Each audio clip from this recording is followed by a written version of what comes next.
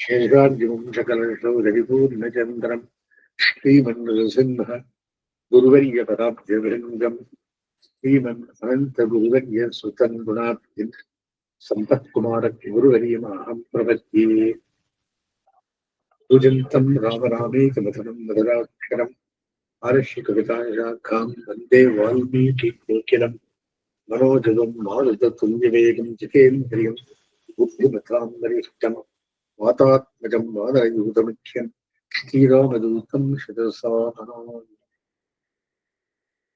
विद्वान् कहा கேட்கிறார். 3 ஸ்லோகத்துல பிரஷ்னம். கபந்தனிடம் சுக்ரீவனின் குணம் உணர்ந்து நிச்சயமூக்கம் சென்றவுடனே ஹனுமான் அணுகி துதி செய்ய அதனை கேட்டு நான் ரிக்வேத விநீதஸ்யா யஜுர்வேத தாரிணாகா என்று தொடங்கி வேதவேதாந்தங்கள் எல்லாம் அறிந்த மகா வித்வானாக ஹனுமானை ராமன் லக்ஷ்மணனிடம் புகழ்ந்து கூறினார். வித்வானேவம் விஜானாதி யுத்தத்தின பரிசிரமம் என்று ஹனுமானின் வாக்கள் எப்படி வேதார்த்தங்கள் அடங்கியிருக்கின்றன என்பதை ராமன் அறியலாம், வால்மீகி அறியலாம். நம் போன்றோருக்கு அது நிலவாகுமோ? பிறகு சுக்ரீவனிடம் சென்று வாலி தோஷமும் சுக்ரீவ தசையும் செவ்வனே உணர்ந்தாலும் வித்வான் சுக்ரீவனுக்கு நம்பிக்கை உண்டாக்கி வாலியை வதம் செய்ததால் சாமர்த்தியமும் தெளிவாம். அத்துடன் தர்மசூக்ஷம் தெரியாத வாலிக்கு உபதேசித்து ஆறுதல் செய்ததால் வித்வானும் சமர்த்தனும் ஆனார். நிச்சயிக்க பிரிய தரிசனஹா. வாலி போருக்கு புறப்படும் போது ராமனை புகழ்ந்து பேசினான் தாரை. வாலியும் ராமஹா கருணவேதீச்சா பிரஜானாஞ்ச ஹிதேரத்தா என்று புகழ்ந்தான். அவர்களுக்கு முதலின்றதே பிரியமான பார்வை ராமனிடத்தில். வாலிக்கு புலம்பிய போதும் துமப்பிரமேயதுராசதா என்று ராமனிடம் பிரியமும் மதிப்பும் வைத்தே பேசினார்.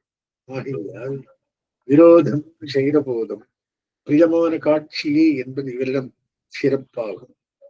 உடனே பிரத்யுபகாரம் செய்ய முன் வராமல் குறித்த காலத்தை கடந்த சுக்ரீவன் சரணாகதனான போது சாந்தமாய் நடந்து கொண்டாலும் ஏகப்பிரிய தரிசனரானார்.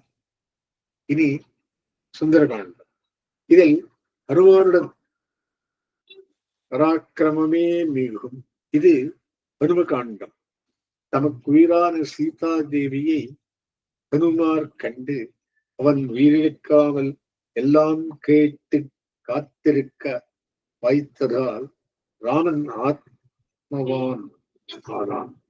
அத்துடன் திருட்டார் சீதா என்று கேட்க வாய்த்த போது பிரீதிஸ்ரீதாட்சௌ சம்பிரவிஷ்டௌ குமாரௌ திருஷ்டுவா சித்தார்த்தௌ வாதனானாஞ்ச ராஜா அங்கை சம்பிருஷ்டை கர்ம சித்திம் விரித்வா வாக்கோராசன்னான் சோதி மாத்திரம் நலந்தா என்றவாறு உற்சாகம் உடல் பொலிவு உடனிருப்பவரின் சேர்க்கை எல்லாம் கூடவே ஆத்மவான் அரண்யத்தில் சீதையை பிரிந்து வருந்திய போது ததேவ கந்தர்வ மனுஷ்ய பன்னகம் ஜெகத்சீலம் பரிவர்த்தகாம் ஜெகம் என்று முனிந்தவர் சீத்தை வெள்ளவிடம் தெரிந்தவுடனே ராவணன் மேல் அஸ்திர பிரயோகம் செய்யாமல் கோபத்தை அடக்கினார்கள்.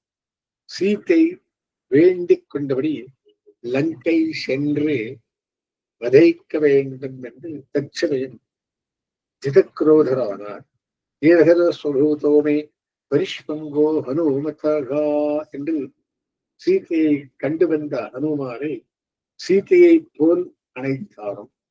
மதுரா முதலாலாபா கிமாக மம பாமினி என்று அவருடைய இனிய பேச்சை கேட்டாலும், அவன் கொடுத்த சூடாமணியை கையில் கொண்டாலும் திருமேனிக்கு புகழ் கொண்டதால் துத்திமான் பிரபையுடன் கூடிய சூரியன் போல் விளங்கினார். அனசூய கழகா அசூயை உண்டாம்படி ஹனுமான் நடந்திருந்தும் அசூயை அத்திருந்தாள் என்கிறார். அதாவது நமோஸ்து ராமாய சலக்ஷ்மணாய தேவியே ஜகஸ்யை ஜனகாத்மஜாயை என்று ராமனை கௌரவித்த பின்னே சீத்தை அவர் தேவி என்ற காரணமாகவும் ஜனகரின் புதல்வி என்றும் சேவித்திருந்த ஹனுமான் சீத்தையை தரிசனம் செய்த பிறகு அவளுக்கே பிரபாவம் மிக்கர் என்று முடிவு செய்து விட்டார். வாலில் பற்றிய நெருப்பு குளிர்ந்தனம் இதனை திறப்படுத்தியது. ராவனிடம் அவனை பற்றி விண்ணப்பம் செய்யும் போது சீதாயை தாம் திசம் பிரதி என்று தென்திக்கு நோக்கி சீதையை சேவித்து விட்டு ராவனுக்கு விஞ்ஞாபனம் செய்தார். அதனால் தம்மை விட சீத்தையிடம் மதிப்பு அதிகம் கொண்டார் ஹனுமார் என ராமன் தெரிந்ததும் சீத்தையின் பிரபாவம் ஏற்றத்திற்காக அசூயை கொண்டாரோ இல்லை. அதனால் தமக்கு மேலாக இருக்கும் அம்சத்தை தாம் இசைந்து கழிப்பதால் அசூயை அத்தரல் என்பதாயிற்று. இதுவரை சுந்தரகாண்ட வரலாறு. வேறு யுத்த காண்ட கதை என்பது கண்கூர். தேவாஷ்ட பிப்யதி என்பதால் சாகரம் சோஷயிஷ்யாமி பத்யாம் யாந்தமாக என்று அக்னிமயமான அம்புகளை எரியும் போது தேவனான சமுத்திரராஜன் அஞ்சி அடிவந்தரம் அறிவிக்கப்படும். சரணாகதனான விபீஷணனை காக்க ஆகுத்தன் உலக சங்கல்பம் செய்யும் போது தேவாஞ்சரான சுக்ரீவாரிகளும் நடுங்கினார்கள். பிறகு அரக்கர் அஞ்சியது ஸ்பஷ்டம். பிறகு பிராட்டியை எளிதில் கொள்ளாமல் பேசிய போது பிரம்மாதி தேவர்களும் அஞ்சி வேண்டியதும் இங்கே கொள்ளப்படும். இப்படி 6 காண்ட விஷயத்தையும் அடைவாக கொண்டு குணங்களை கூறினான் என்பது கூறப்பெற்றது. 4வது ஸ்லோகம் வியாக்கியானம் முத்தித்து. 5ஆம் ஸ்லோகம் தீர்ச்சாமியகம் ஸ்லோகம் பரங்கௌதூலம் மே மகர்ஷேத்தும் சமர்த்தோசி ஞாத்தும் ஏவம் விதம் நரம். இப்படி நான் கேட்பது இதனை அறிவதில் உள்ள மிக்க ஆவலாலும் அறிவிக்கும் வல்லமை தேவரிடம் இருப்பதாலும் என்று வினயத்துடன் விண்ணப்பம் செய்கிறார். அகம் நான் ஏதத் ஸ்ரோத்தும் இதனை கேட்டறிய இச்சாமி விரும்புகிறேன். கௌதூகலம் மே பரம்பி ஆவலானது எனக்கு மிக்கதாகிறதே. மகரிஷி ஏவம் விதம் நரம் ஞாத்தும் துவம் சமர்த்தாக அசி. மகாமுனிவரே, இத்தகைய குணங்களை உடைய வியக்தியை அறிவதற்கு நீரே வல்லீராவீர். கீழே கஹா என்றும் மேலே நரம் என்றும் புல்லிங்க பிரயோகம் இருப்பதால் ஏத்தம் என்று புல்லிங்கம் அமைந்திருப்பதும் தரும். ஆனாலும் ஏதத் என்றே பாட்டம் காண்கிறது. அதனால் கர்மாதீனமான ஸ்திரீ புருஷலிங்காதி தோஷங்களுக்கு இடமாகாத வஸ்துவாஞ்சிருக்க வேண்டும் என்று கருத்தும் குறிப்பிடலாம். அதிக ஆவலுள்ளவர்கள் கண்டவர்களை எல்லாம் கேட்டுக் கொண்டிருப்பர். அவ்வாறு யான் கேட்கவில்லை. தேவருக்கு வல்லமை உள்ளது தெரிந்தே எளிய விரும்பு கேட்கிறேன் என்றான். நரம் என்கிற சொல்லால் மனிதனையே சொல்ல வேண்டும் என்கிறாரே. அதனால் ஈஸ்வரனை சொன்னால் வால்மீகி இசைய மாட்டார் என்று சிலர் கருத்து கூறுவர். தேவரிஷியான நாரதருடனும் மேலே பிரம்மதேவனிடமும் பேசும் இவருக்கு உலகில் தேவரே இல்லை என்கிற எண்ணம் இருக்க ஞாபகமில்லை. மனிதனை விட தெய்வத்திற்கு சில குணம் மிகும் என்பதும் இவர் அறிவர். ஆகையால் கூறிய குணங்களை உடையவன் மனிதனே இருப்பதாக தம் கருத்தில் உள்ளதால் அதற்கு இணங்க நரன் என்ற சொல்லால் நரா என்ற சொல்லுக்கு ந ரிஷ்யதி அழியாதவன் என்று பொருள் கொள்வதால் இத்தகைய குணங்களை உடையவன் என்றும் அழியான். யசகா காயேன ஜீவதி என்படி இவன் கீர்த்தி விலகில் சாஸ்திரமாக இருக்கும் என்று இவன் விஷயமான புகழையில் விரும்பும். இதனை மூலம் வெளியிடப்பட்டதாம். ஈஸ்வரனே ஆனாலும் மனிதனாக தோன்றி ஆண் இந்த சௌசீல்யார் குணங்களை பெற வேண்டும். சௌஸ்ரீயான் பவதி ஜாயமானஹா என்றோ வேதமும் போதும் என்றும் நரசப்தத்தால் வெளியிட்டதால் வால்மீகி நாரதரை பார்த்து நீர் ராமன் விஷயமாக எனக்கு எல்லாம் சொல்ல வேண்டும் என்று கேட்பராகில் ராமனுக்கு மேல் சிறந்தவர் உண்டா இல்லையா என்ற விஷயத்தில் தெளிவு ஏற்படாது. லிங்கமாக சொல்ல வேண்டும் என்று இவரை கேட்க அதற்காக லிங்க புராணம் தொடங்கப்பட்டது என்றால் உலகில் லிங்கத்திற்கு மேம்பட்ட வஸ்து இல்லை என்றாகுமோ?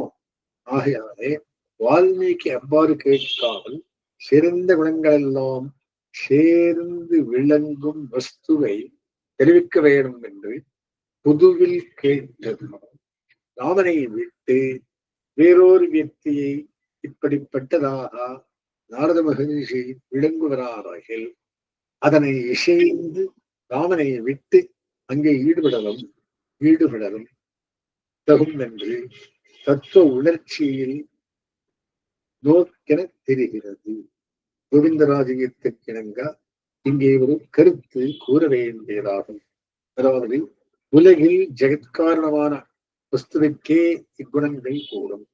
அதனால் இக்குணங்கள் உள்ளவன் யார் என்றால் ஜெகத்காரணமான வஸ்து எது என்று கேட்டதாகும். பிரம்மனா, ருத்ரனா, வேறு தேவதையா, எது காரணம் என்ற வால்மீகியின் கேள்வி. இதற்கு விஷ்ணுவே காரணம் என்று விடை கூற வேண்டும். இவர் கேட்டதற்கிணங்க குணங்கள் உடையவன் ராமன் என்று நாரதரை சொன்னாலும் ராமன் விஷ்ணுவின் அவதாரம் என்பது பிரசித்தமாகிய விஷ்ணுவே ஜெகத்காரணம் என்றும் இதனால் குறித்ததாம். இவ்வாறு கருத்து கூறுவது விஷ்ணு புராண நடையை பின்பற்றி என்பதாம். அங்கே மைத்ரேயர் பராசர மகரிஷியை பரிப்பிரஷ்னம் செய்கிறார். உலகில் சிருஷ்டி, ஸ்திதி, சம்ஹாரம் எல்லாம் எதனாலோ அந்த மூலகாரண தத்துவம் பிரம்மா, விஷ்ணு, ருத்ரன் முதலான பல தேவதைகளில் எது என்று தெரிய விரும்பி கேள்வியாம். அத்துடன் விஷ்ணுமூர்த்தியை விட வேறான பரமாத்மா அல்லது விஷ்ணு வடிவம் கொள்ளும் நாராயணனையா என்று மைத்திரேயருக்கு ஐயப்பாடு இருக்க அதையும் நீக்க அக்கேள்வியாம். பராசரர் ஸ்பஷ்டமாக முருமாத்தம் அளித்த விஷ்ணோ சகாஷாதுத்பூதம் ஜெகத் தத்ரைவ ஸ்திதம் இத்தியாதியாம். அங்கே பொதுவான கேள்விக்கு முருமாத்தம் போல் இங்கும் ஆக கடவுது என மற்றும் சிலர் சொல்லுவதாவது இக்குணங்கள் ஸ்வயமாய் ஜெகத்காரணமான வஸ்துவிற்கே கூடும் அமையும். அவரது அனுகிரகத்தினால் வேறு ஜீவனுக்கு உண்டாகலாம். எனவே இந்த குணங்கள் ராமன் தவிர வேறிடத்தில் எங்கேயாவது பிரசித்தம் ஆய் உண்டோ? பிரசித்தம் இல்லையாகில் ராமனிடமே பிரசித்தம் என்றில் ராமன் விஷ்ணுவின் அவதாரம் என்பது பிரசித்தமாகியால் இக்குணங்கள் உள்ளவனாக ஒருவனை புகழ்ந்ததால் விஷ்ணுவையே புகழ்ந்ததாகி வீரோகம் பிரம்மணம் செய்ததாகும். வேறு ஒருவனை சொல்லுவதாகில் விஷ்ணுவின் அவதார வரலாறாகாது. ஆகையால் ஜெகத்காரணமாகாத சாமானிய மனிதனிடம் எங்கேயாவது இந்த குணங்கள் இருப்பதாக தெரிய வருகிறதா என்று கேள்வி. நாரத பொருமாத்தம் எங்கும் இல்லை. காரண வஸ்துவான நாமனிடமே காண்கின்றனர். ஆகியால் குணைர்தாஸ்யமுபாகரகா என்று சொரூபத்துடன் குணங்களையும் சேர்த்து ஈடுபடல் ராமனிடமே தகும் என்றவாறு. ஆகையால் வால்மீகிக்கு ஜெகத்காரண வஸ்து விஷ்ணு தவிர வேறு தெய்வமும் ஆகும் என்கிற சந்தேகத்தை மைத்திரேயருக்கு போல் கொள்ள வேண்டாம் என்று இவர்கள் கருதுகின்றனர். மற்றும் சிலர் பகவான் மனிதனாகி தன்னை வரைத்திருக்கும் போது மனிதனாகவே ராமனை கொண்டு ராமனை போல் நடந்து கொள்ள வேண்டும் என்பதிலே வால்மீகிக்கு நோக்கம். அதனால்தான் நரம் என்று பிரயோகித்தார். அதனால் காரணம் எந்த மூர்த்தி என்றார் போன்ற கேள்விகளை இங்கே தொடர வேண்டார் என்கிறார். நாரதனுக்கு வால்மீகிக்கும் ராமன் விஷ்ணுவின் அவதாரம் என்பது மிக ஸ்பஷ்டமாக தெரியுமாகியாலும் மேலே வால்மீகி பலகால் விஷ்ணுவின் அவதாரம் என்பதை விடாமல் விளக்கிக் கொண்டே போகிறபடியாலும் ராமன் தம் நிலைமையை தற்போது மறைத்திருந்தாலும் வால்மீகியின் நமக்கு தெரியாதபடி மறைத்திருக்கிறார் என்று கூறவல்லாது. ஆகினால் பகவான் அவதரித்து சீர்திருத்தம் செய்கிறார் என்றே கொள்ளத்தக்கது. பொதுவாக வயதில் முதிர்ந்த மகரிஷி இவர் மகிமையை அறிந்து அனுகிரகிக்க அண்டிய நாரத மகரிஷியிடம் ஜெகத்காரணமான வஸ்து பிரம்மவா ருத்ரனையா என்ற தெளிவு ருத்ரனா என்ற தெளிவு கூட இராமல் பேசுகிறார் என்று கல்பனை தகாது. நாரத மகரிஷியோ பிரம்மாவோ அது விஷயமாக சந்தானது என்றும் இவரே விஷ்ணுவை விலகத்திற்கு காரணம் என்பது மேலே தெளிவாக கூறப் போகிறார். ராவணவதத்திற்கு பிறகு பிரம்மஹாரிகள் ஸ்துதி செய்த விவரம் மற்ற ரிஷிகளுக்கு போலே வால்மீகிக்கும் முன்னமே தெரிந்திருக்க ராமன் ஜெகத்காரணம் என்பதை நாரதன் மூலம் அறிய வேண்டிய அவசியமில்லை. ஆகையால் குணங்கள் நிறைந்த நரன் ராமனா வேறு யாராவது ராமனுக்கு மேலாக இருக்கக்கூடுமா என்படைய கேள்வி. ஜெகத்காரணத்திற்கே இவை தகும் என்றாலும் இந்த குணங்களோ இத்தகைய சிறந்த குணங்களோ உள்ள மூர்த்தி வேறொன்றும் உண்டா என்னலாம். துல்லபாகா என்றிடத்திலே அதீஸ்வரனிடத்திலோ ஈஸ்வரனிடத்திலோ பரம பதமூர்த்தியிலோ வேறு மூர்த்தியிலோ கூட இக்குணங்கள் இல்லை என்ற பொருள் தனி ஸ்லோகத்திலும் ஏதத் குணம் என்னாவே ஏவம் நரம் என்றது.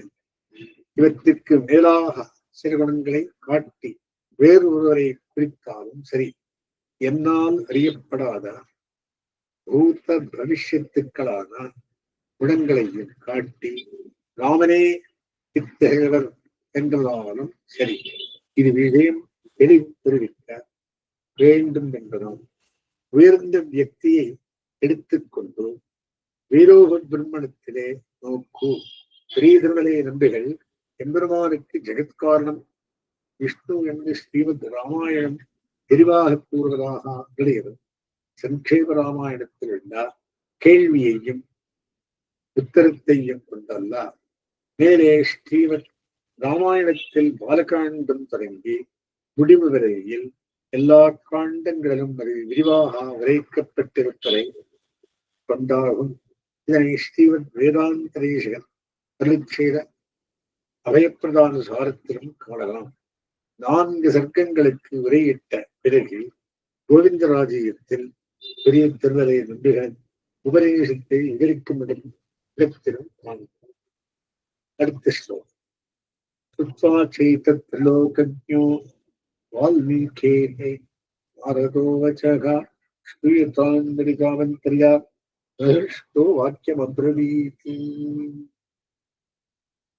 திரிலோகஜ்ஞா, மூன்று உலகங்களையும் அறிந்தார். நாரதஸ்சா, நாரத மகரிஷியும் வால்மீகே ஏதத் வச்சா, வால்மீகியின் இந்த பரிப்பிரஷ்ன வாக்கியத்தை ஸ்ருத்வா கேட்டு பிரஹிஷ்டா மிக்க மகிழ்ச்சி புத்தராய் ஸ்ரூயதாம் விதி செவியுக்கு கேட்பதென்று ஆமந்திரியச்சா வால்மீகியை கவனிக்கச் செல்லையும் வாக்கியம் அப்ரவீத்து மேலே சொன்னார். என்ன சொல்றார்? ஸ்ருத்வாச்சா என்ற சகாரத்தை நாரதா என்றதோடு சேர்க்க இனி ஸ்ருத்வாச்சா கேட்டும் என்னலாம். அதாவது வால்மீகி கேட்காமல் இருந்தால் கூட ஸ்ரூயத்தான் என்று கூறி ராமகதையை சொல்ல வந்தவர் வால்மீகி வார்த்தையை கேட்டும் அதற்கே தொடங்கினார் என்படி உலகம் அறிந்தவர் என்பதாலே என்ற கேள்வி எல்லா உலகங்களையும் கூட்டியே என அறிவித்ததாம். 7 உலகங்களையும் 3ஆக பிரித்து 3 உலகென்பார். பூஹு புவஹ சுவஹ மஹா ஜனஹ தபஹ சத்தியம் என்ற 7 உலகங்களை முதல் 3க்கு கிருத்தகம் என்றும், மேலுள்ள மகர்லோகத்திற்கு கிருத்தகம் என்றும், அதன் மேலான 3 லோகங்களுக்கு அகிருத்தகம் என்றும் பெயர். இவ்வாறே விஷ்ணு புராணத்தில் கூறப்பெற்றுள்ளது காண்க. இனி லோகா என்ற சொல்லை ஜனங்கள் என்ற பொருளாக்கி 3 ஜனங்கள்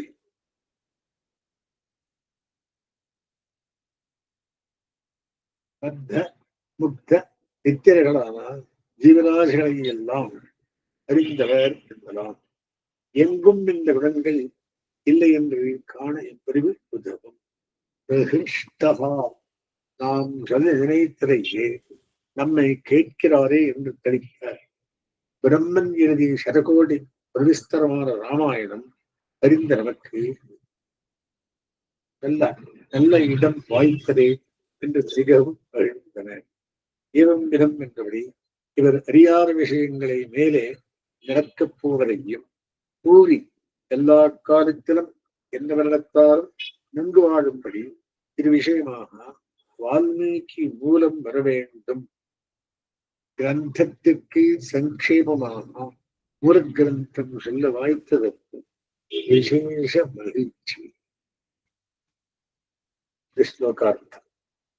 பகவோ துர்லபாஸ்சைவ ஏத்வயா கீர்த்திதா குணாக முனே வக்ஷாம்யஹம் புத்வா தைர்யுக்த ஸ்ரூயத்வாம் நரஹ.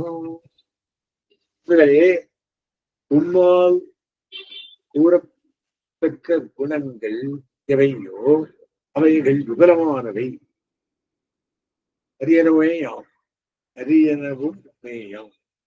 துர்லபாஸ்சா, ஆயிரம் நான் நன்கறிந்து சொல்வராய் இருக்கிறேன். ஏ யுக்தகா, அந்த குணங்களோடு கூட மனிதன் நரகாஸ்தியத்தாம் கேட்கப்படலாம். நான் கேடும் என்றும் கூறி சிறிது தாமதித்து செல்ல நேரிட்டது. ஏனென்றால் நீர் என்ன குணங்கள் எல்லாம் பகவகா விஷாலமானவை, பல உள்பிரிவுகள் கொண்டவை, அளவற்றவையும் ஆகின்றன. இவை தனித்தனியே கூட கிடைப்பது அரிதாகும். வேறவதார மூர்த்திகளிடம் காணலாக என ஆராய்ந்து முடிவுக்கு வந்தேன். நீர் கூறியவாறு இவருடைய குணங்கள் உள்ள நலனையே கூறுவேன், கேட்கலாம். பகு சமுத்திரகா என்கிற பிரயோகப்படி பகு என்பதற்கு விபுலமானா, பரந்தா, பெரியா என்கிற பிரயோகப்படி பகு என்பதற்கு, அதனாலேயே பகவான் பூமா என்று சொல்லப்படுகிறான். எண்ணிக்கையில் வெகு என்பது சொல்லலாமே கிடக்கும். கீர்த்திதாக நேராக கூறப்பட்டவை சகாரம் முதலான சொற்களில் நின்றும் நீர் கருதுமில்ல குணங்கள் நிற்க கூறிய குணங்களே கூட பெரியனவும் அரியனவுமாம் என்றபடி நீர் கூறார் குணங்களையும் கூட்டி கூறப்போகிறேன் என்றும் குறித்தலாம். கீர்த்திதாஸ்டா என்று சேர்த்தால் நேரில் கூறார் குணங்களும் என்பதும் கிடைக்கும். ஜீவகாரத்தினால் நான் சொல்லப்போகிற மூர்த்தி நீங்களாத வேறு எவ்வளகிலும் எக்காலத்திலும் இந்த குணங்களுக்கு இடமான வெற்றி இல்லை என்பது இடம்.